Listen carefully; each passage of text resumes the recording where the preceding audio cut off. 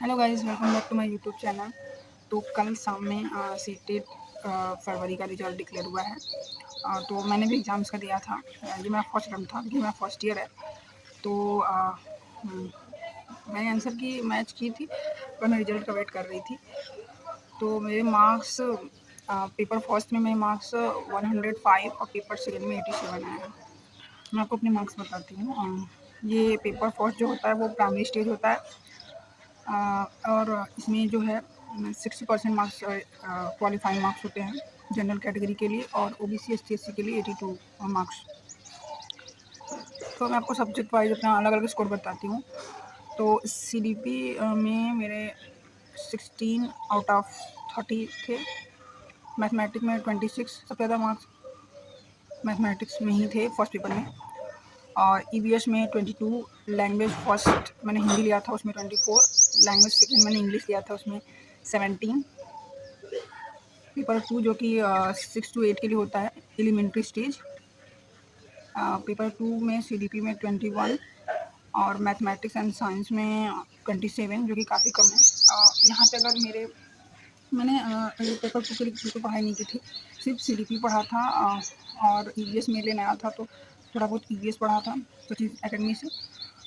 20 दिन 15-20 दिन मैंने सीडीपी और ईवीएस पढ़ा था सचिन एकेडमी से। उनके यूट्यूब चैनल से सचिन एकेडमी से काफ़ी अच्छा पढ़ाया था सचिन सर ने सीडीपी। और फिर लैंग्वेज फर्स्ट में 22 मार्क्स है मेरे। इसमें मैंने लैंग्वेज फर्स्ट सेम जो फर्स्ट पेपर में लिया था वहीं सेकंड पेपर में लिया था।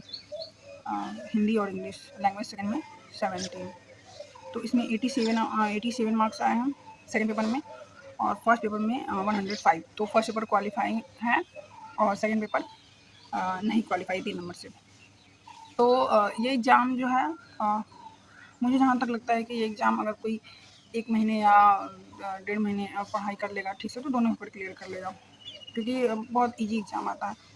और मेरे सबसे कम मार्क्स साइंस में आए हैं, क्योंकि मैंने साइंस एकदम पढ़ाई नहीं की थी। तुक्के भी सही नहीं हुए तुक्के सबके सही नहीं होते। तो मतलब डिपेंड ऑन लक। और मैं लक पर बिलीव नहीं करती, मैं हार्ड वर्क पर बिलीव करती हूँ।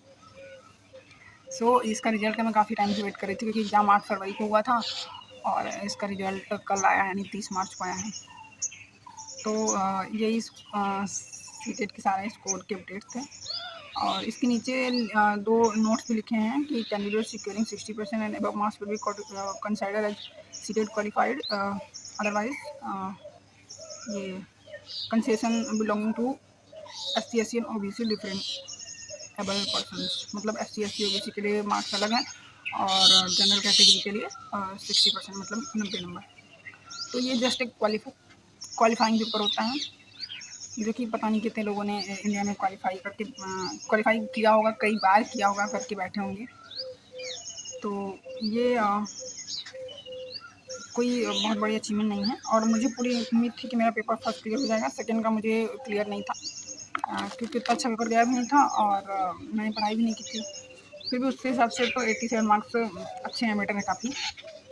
तो अगर आपने भी सीटेट का एग्ज़ाम दिया होगा तो अपने स्कोर शेयर करिएगा, और बाकी पढ़ाई करते रहिए।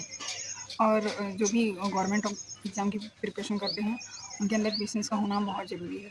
बहुत ज़रूरी इसलिए क्योंकि हो सकता है कभी आप बहुत करीब से एग्ज़ाम में फेल हो जाएँ 1-2 नंबर से, या किसी भी वजह से। तो उस टाइम में आपको रिग्रेट करने की ज़रूरत नहीं, उस टाइम आपको रीस्टार्ट करने की ज़रूरत है। और एक और एडवाइस है कि स्ट्रेस मत लीजिए, क्योंकि स्ट्रेस लेने से बहुत लॉस होता है। मेरा हुआ है पर्सनली।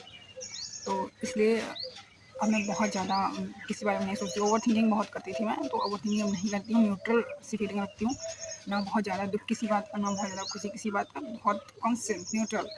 तो दिक्कत नहीं होती अब, बहुत नॉर्मली सारी चीज़ें चलती हैं। बाकी एग्ज़ाम ही है, क्वालिफाई होगा तो होगा, नहीं होगा तो कुछ और होगा।